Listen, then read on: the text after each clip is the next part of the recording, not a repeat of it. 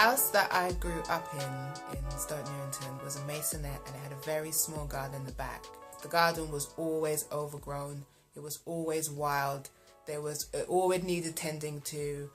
We had paving stones, but somehow the weeds would find its way up in between the paving stones, and it was a job that we would put off for the whole year. And then summertime will come now, and we want to spend time inside the garden, and we can't because it's overgrown. It would be about 2 to 3 hours work just getting rid of everything that has grown in the garden, packing it, and then making numerous trips through the playground right to the bottom of the playground and dumping all the stuff there.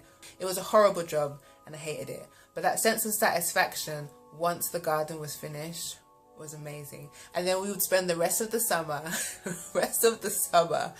enjoying ourselves in the garden, sunning ourselves in the garden, and saying to ourselves, you know what, next year we're not going to leave it so long to clear it out, because we can enjoy the garden all year round. But we never did. We always let it overgrow until the summer, and again we would do this big task. And I think, looking back now, even though it was really awful, looking back now, there were good times for me. Inside the house was less chaotic in terms of the plants and the flowers we had growing in the house. It was very organized and very systematic. And my dad took charge of most of the things that grew in the house. And I watched him just make these things grow. It was magical to me. He really is a green-fingered man. And so today's vlog is the story of kind of how it all began for me, where that inspiration came from an early age. And a few of my trials and tribulations in trying to get things to grow. When I was growing up, we always had plants in our house. My mum had a fern. I remember my mum having a fern in the kitchen. That was her thing.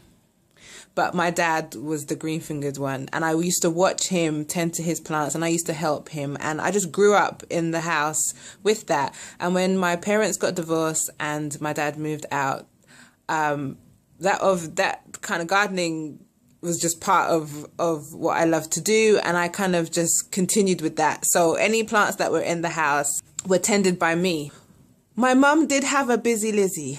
That I remember. They're the ones that kind of creep up and they bloom these nice little flowers. She had a busy Lizzie. There was often a busy Lizzie sitting in the kitchen. Like, we've got a windowsill in the kitchen and then a tall window with bars.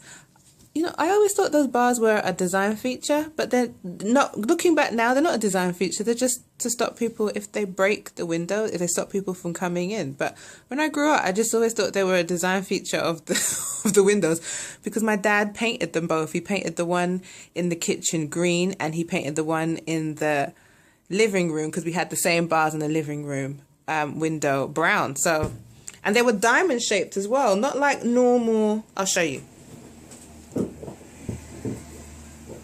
I'll show you. I need to get a pen and paper. Okay, give me 1 second to draw this up. So we lived in a masonette.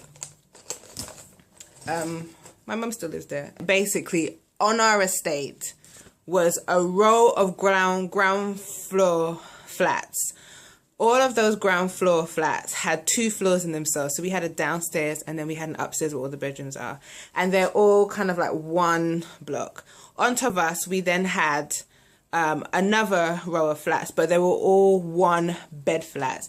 Very cute, incidentally. So we had a window at the kitchen, right? It's better for me to draw it because I can't explain it. And we had olden day slats or slates, depending how you kind of see it. And this was just like 6 or 7 pieces of glass that would sit like that. And when you pull back we pull back the lever, the glass would open up like blinds. A bitch to clean. And whenever the windows needed cleaning, I was the one that had to do it. We had bars going across the window in a really lovely diamond shape, right? Okay, this is the bars. This is the slats. And then this was our windowsill. And we would have plants growing here. Okay, so that was it. Can you see that?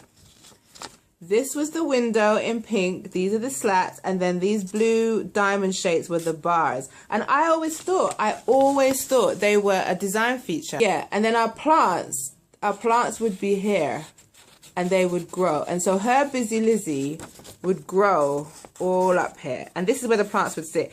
This was the exact same layout in the living room, right? Because this is our kitchen, and this would be our kitchen window.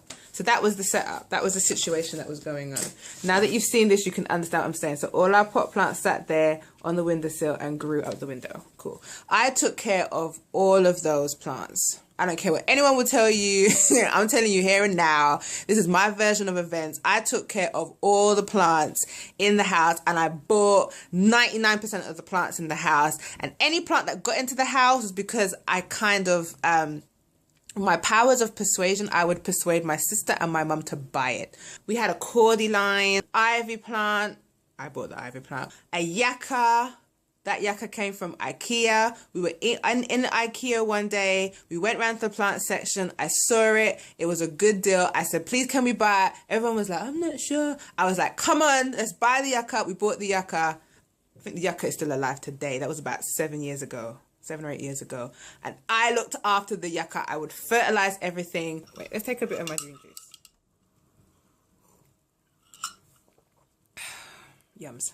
My dad is still very, very, very green-fingered. When he moved out, when my parents got divorced and he moved out, he only lived about a 10-minute walk from our house to his, and he had, as I recall, he had 2 humongous plants in his house. I told you, everything the man touched grew, and he would have this, I don't know why he would do this, but he would put things inside of the plant. I don't know. So, like, for example, he'd have a big plant, and he would put a grass, like he had a grasshopper inside the plant. So I remember going to his house and sitting there and being in the living room and watching TV and not knowing this plastic grasshopper was sitting inside of the plant. And I walked past the trees, I think to get the remote control. I walked past, I eyed the grasshopper. It scared me shitless. But that's what my dad used to do.